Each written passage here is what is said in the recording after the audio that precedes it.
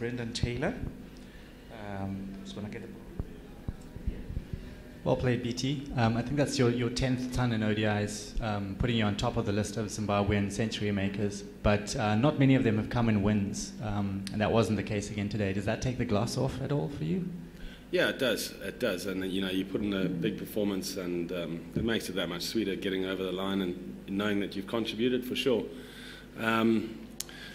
Yeah, I guess we grafted hard, and we felt we had a good total there, and unfortunately, I don't think we're sharp enough in the field today to try and restrict it. There were a couple of kind of slow and low tracks down in Bulawayo, but this pitch seemed an entirely different character. There seemed to be pace and bounce in it. Did that make it easier to bat on, or did it play into the West Indies Quicks' hands? I think it played into their hands a little bit. I think it was slightly challenging the first hour this morning, and then got a little bit better to bat on, and certainly standing behind the stumps this afternoon, it was a very good batting wicket. But in saying that, I think we probably leaked 20 runs in the field, and that's what's hurt us in the end. So I think the bowlers fought hard against a batting attack that sort of thrives on boundaries and big hits. So we just leaked too many runs, unfortunately, and that's been our downfall today. It's Eddie from Herald newspaper. BT, this result, where does it leave you in terms of the bigger picture of the scheme of things in Zimbabwe? Probably, how do you hope to come back from this? Well, we'll come back from it. We know the importance of Thursday against UAE, which is a side that's certainly developing. They've got some pretty handy players as well, and they'll be keen to make a statement. For us, that's basically a final. We need to win that, and it's pretty clear-cut for us. We know what we have to do, and we need to be sharper than we were today. You want to put in a few.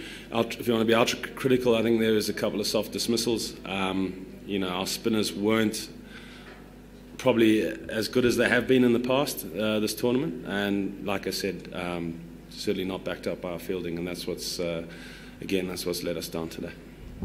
Kudzai, ICC TV. Commiserations, Brendan. I wanted to ask, right at the end there, were you involved in the decision to have Sean Williams bowl the 49th over when Kyle Jarvis still had 1 over? Yeah, I mean, Kyle did a fantastic job, and it was a collective decision really between myself, Raza, and Hamilton and Graham. So unfortunately, you need 10 off 2 overs. They've got wickets in hand.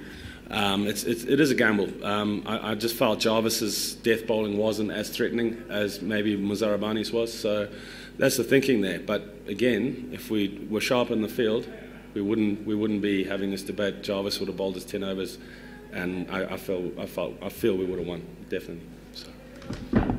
And what would you say has been the difference with playing this qualified home as compared to if you're playing away? Because we've seen big crowds either in Bulawayo or in Harare.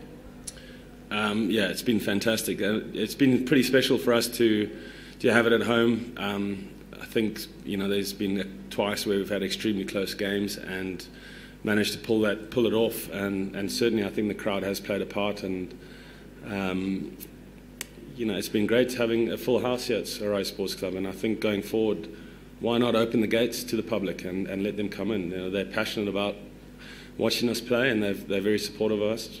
Instead of charging them $1 or $2, which is to them is a lot of money, so get them in for free, and it's great having them here, and it certainly helps the players, and we want to repay that by putting in a big performance on Thursday and moving forward. It's nothing better than playing in front of your home crowd with a packed house. So I'd like to see it, but hopefully that happens. Matthew Sivanda, Zim Papers. BT, knowing well that Thursday's game is the big one for you guys.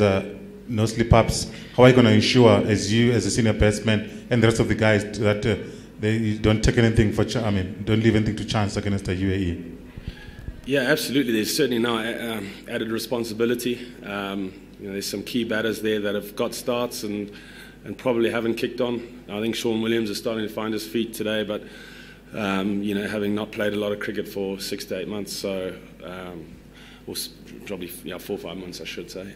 But there's Hammy there. There's showed some good signs, and there's Craig, there's Sean. Raza's been excellent. So we need to put our hands up and continue our form, because we have been good. We've had one slip up today, and we need to put that behind us pretty quickly and move forward. We know what Thursday holds.